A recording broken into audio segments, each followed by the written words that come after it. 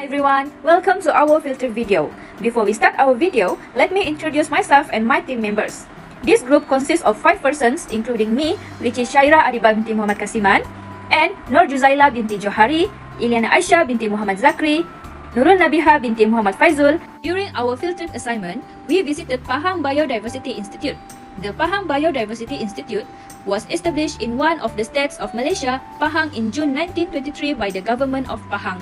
The IBP, also known as Tengku Hasanal Wildlife Reserve, is one of the huge wildlife reserves in Peninsular Malaysia and covers around 605.52 square kilometers, which is similar to the Singapore area. I would like to share with you about kingdom Animalia. The first class is mammals. Mammals are the most diversified and widely distributed group of creatures. Mammalia is a vertebrate animals which offspring are fed milk from the mother's unique mammary glands. The characteristic of mammals, the first one is mammary glands, which is to produce milk to nourish their young. Next is hair of fur, and they are warm-blooded and live birth. Example of mammals, the first one is Prionilurus bengalensis. The second example is artistic binturong. Next, we are going to learn about amphibians and their characteristics. Amphibian skin is moist and permeable. Besides, amphibians have a multiple modes respiratory system where they can breathe through their skin, lungs, and gills. Amphibians also reproduce through external fertilization and live in aquatic habitat. So, this is the examples of amphibians and their taxonomy. First, we have Dataphrynus melasnatictus and Fagervia cancrivora. Insects are the most abundant and diverse group of animals on Earth. They are found in nearly every habitat on Earth, from the frozen tundra to the hottest deserts. Insects play a vital role in the environment, pollinating plants, decomposing organic matter, and serving as a food sources for other animals. Here are the characteristics of insects. Firstly, three-part body. Insects have a three-part body, which are head, thorax, and abdomen. Second, exoskeletons. Insects have an exoskeleton made of chitin, a tough but flexible material. Third, 6 legs. Next, compound eyes. Most insects have compound eyes, which are made up of tiny lenses.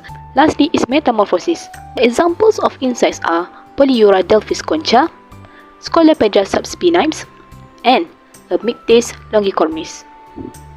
Now we will proceed to fish.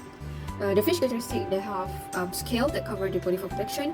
For respiratory system, they use gills to breathe, and they also fins. For habitat, they live in aquatic habitat. And the example of fish there are Pegasius animosy, which is tempatid. And for the second one is Barbonylus swanenfeldii. Next is reptiles. For reptiles characteristic, they have scales or skirts. For respiratory system, they use lungs to breathe. They are cold-blooded. And skeletal system are vertebrate, which have backbone to support their body. For example of reptiles, we have Orlitia bornensis and Malaeophyton reticulatus. Now we'll move to avian. For avian characteristic, they have feathers, and for reproduction, they lay eggs. They have beaks instead of teeth, and hollow bones which reduce body weight, facilitating flight. For avians example, we have Synenoctus atroceps and Amonoronis phoeniceris. The last kingdom is Plantae. The kingdom Plantae includes organisms that range in size from tiny mosses to giant trees. Plantae can be defined as multicellular autotrophic eukaryotes which conduct photosynthesis. They have true nucleus and advanced membrane-bound organelles. Plantae contains about 300,000 different species of plants. The characteristic of Plantae is the first one, sexual and asexual production. Second one is multicellular structure, and they have cell walls and eukaryotic cells. The example of Plantae, the first one is Selaginella wildonovi. The second example is Deracostulata. Fungi are a vast and diverse kingdom of eukaryotic organisms that are essential for the health of our planet. They include family organisms like mushrooms, molds, and yeast, but also encompass a wide range of microscopic decomposers and even some parasitic species. Here are the characteristics of fungi, which are eukaryotic cells, heterotrophic that produce their own food, contain cell wall that made from chitin, reproduce by spores, and secrete digestive enzymes for absorption. The example of fungi is Coquinia speciosa and Amauroderma rugosum. In conclusion, the importance of ecological kingdoms in forests and the broader world cannot be overstated. They are fundamental to ecological balance, biodiversity, climate regulations, and overall planetary health.